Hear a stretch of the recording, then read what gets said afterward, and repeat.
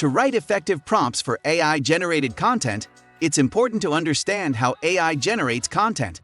AI models use machine learning algorithms to analyze large amounts of data and learn from it.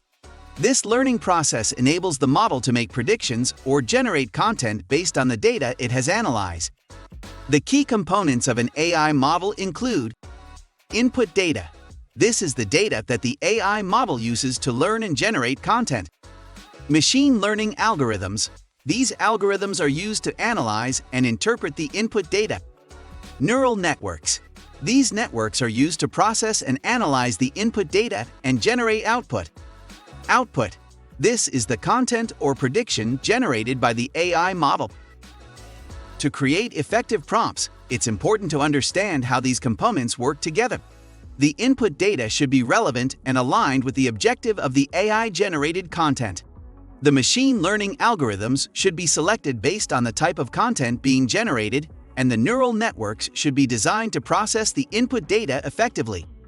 Understanding the AI model can help marketers create more effective prompts by allowing them to tailor their prompts to the specific components of the AI model. In the following sections, we'll dive deeper into how to define objectives and craft effective prompts that align with the AI model.